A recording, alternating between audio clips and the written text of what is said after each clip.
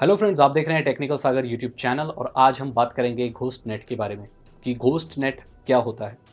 देखिए, इन्फोवॉर मॉनिटर एक संस्था है, एक ऑर्गेनाइजेशन है जिसने 10 महीने की इन्वेस्टिगेशन की इंटरनेट पर, तब जाकर ये घोस्ट नेट उन्होंने नाम रखा। और ये क्या है मैं अभी आपको बताऊंगा।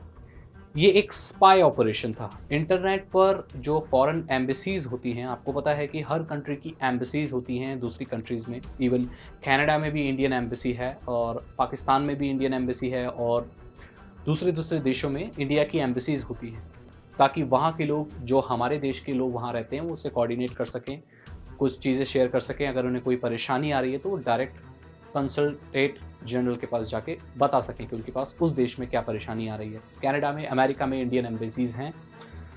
तो अब उनके कंप्यूटर्स को स्पाई किया जा रहा था, चेक किया जा रहा था कि वो क्या कर रहे हैं, उनकी एक्टिविटीज़, वो कौन सी वेबसाइट सर्च कर रहे हैं, क्या डेटा जा रहा है, क्या डेटा आ रहा है। अब वो कैसे किया जाता है मैं बताता हूँ। अगर आप मेरे चैनल को काफ़ी पहले से फॉलो कर रहे हैं तो आपको पता होगा कि रैट क्या होता है।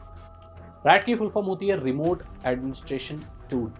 ये एक ऐसा सॉफ्टवेयर, आप इसे मैलवेयर भी कह सकते हैं, एक तरह का वायरस, जो दूसरे के कंप्यूटर में डाला जाता है और जैसे ही वो उसको इंस्टॉल करता है, ये जैसे ही उसके कंप्यूटर में वो एंटर करता है, उसके कंप्यूटर की पूरी एक्टिविटीज़ वो अपने मालिक तक भेजता रहता है।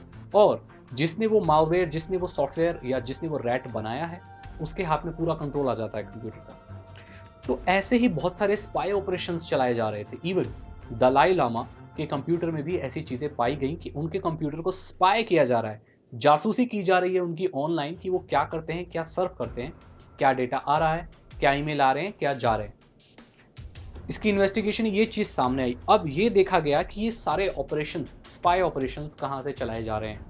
तो उसका रिजल्ट ये आया कि ये सारे ऑपरेशंस चाइना से चलाए जा रहे हैं। चाइना के कुछ लोग, या कह सकते हैं ये गवर्नमेंट भी हो सकती है, हम नहीं जानते, या तो कोई साइबर एक्सपर्ट्स या कोई एक टीम या ग्रुप ऐसा हो सकता है जो एशिया की अलग अलग कंट्रीज़ के जो एम्बेसीज हैं, उनकी जो गवर्नमेंट की जो सिस्टम्स हैं, वेबसाइट्स हैं, उन पर स्पाई कर रहा है कोई।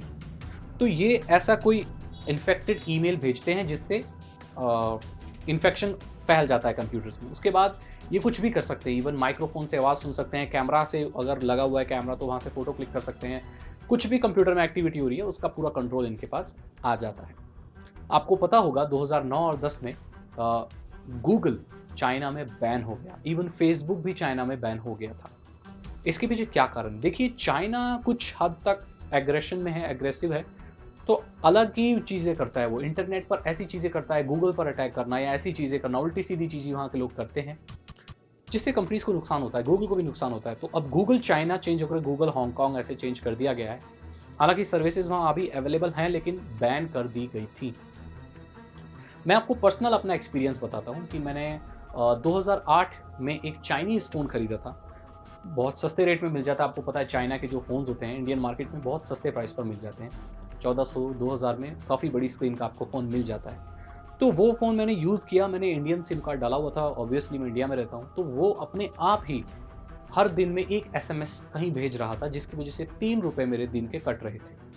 अब मैंने देखा कोई सर्विस एक्टिवेट तो नहीं है, ये कहाँ जा रहा है एसएमएस, तो मैंने नंबर को ट्रैक किया और पता चला कि वो चाइना का कोई नंबर है और वो एसएमएस में मेरी कॉल डिटेल्स या ये सब चीज़ें भेज रहा है। तो वो हमको स्पाई कर रहा है। चाइना के कुछ ऐसे सीक्रेट ऑपरेशन भी हैं, मैं अपने एक्सपीरियंस से बता रहा हूँ। अब मैं नहीं जानता कि ये सच भी है या सिर्फ ऐसे ही मैं बोल रहा हूँ, लेकिन मुझे लगता है, क्योंकि कई ऐसी घटनाएँ मेरे साथ हुई हैं। चाइना इंडियन पॉपुलेशन है इसकी स्पाई कर रहा है, इसकी जासूसी कर रहा है। क्यों कर रहा है इसके बारे में कोई नहीं जानता। कोई भी वजह हो सकती है। क्या पता कोई कंपनी हो चाइना की जो सर्वे ले रही है या ऐसे सस्ते मोबाइल दे के उनमें कोई ऐसा वायरस डाल रही है ताकि हम लोगों को इन्फेक्टेड कर सके, हमारी जानकारी वो ले सके। कुछ भी हो सकता है, मार्केटिंग स्ट्रैटेजी भी हो सकती है उस मोबाइल कंपनी की, क्योंकि कई ज़्यादातर मोबाइल फ़ोन्स ब्रांडेड नहीं आते चाइना के, ऐसे ही कुछ भी नाम होता है उनके, कईयों के तो नाम भी नहीं होता है। तो ऐसी एक्टिविटीज़ चलती रहती हैं। चाइना इन सब चीज़ों के लिए काफ़ी बदनाम है। लोगों को स्पाई करना, चीज़ें इन्फेक्टेड कर देना, वायरसेस गूगल पर अटैक कर लेना।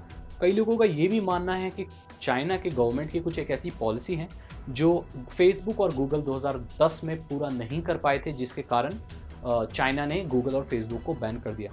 ध्यान दें कि उसकी चाइना की पब्लिक को कोई ऐसा वो नहीं था कि आपको बैन ही करना है, वो बहुत फ़ायदा उठा रहे थे। इवन टॉप सर्च इंजन्स में रैंक करता था गूगल उस वक्त। तो सरकार बिल्कुल भी नहीं चाहेगी कि ऐसी चीज़ को किसी को बैन करे जिसे जनता चाहती है। तो इसके पीछे क्या कारण था कोई नहीं जानता, लेकिन गूगल और फेसबुक वहाँ बैन हो गए थे। तो ये है घोस्टनेट, ये एक स्पाई ऑपरेशन है, स्पाई ऑपरेशन है, जासूसी हो रही है चाइना से। इसी का नाम जो रिसर्चर्स थे उन्होंने घोस्टनेट दिया। अगर आपके साथ भी कोई ऐसा इंसिडेंट हुआ है या कोई जासूसी हुई है या आपको लगता है आपके पास कोई एविडेंस है या कोई एक्सपीरियंस आपका रहा है, तो आप कमेंट में ज़रूर शेयर करें ताकि हम लोगों को भी जानने का मौका मिले। आई होप आपको घोस्टनेट के बारे में पता चल गया होगा। कोई सवाल है तो आप मुझसे कमेंट में पूछ सकते हैं, मैं कोशिश करूंगा कि मैं उनके जवाब दूं। अगर आप नए हैं तो मेरे चैनल को सब्सक्राइब कीजिए, इस वीडियो को लाइक कीजिए और अपने दोस्तों के साथ भी शेयर कीजिए। मिलते हैं अगली वीडियो में। Thank you so much and good bye.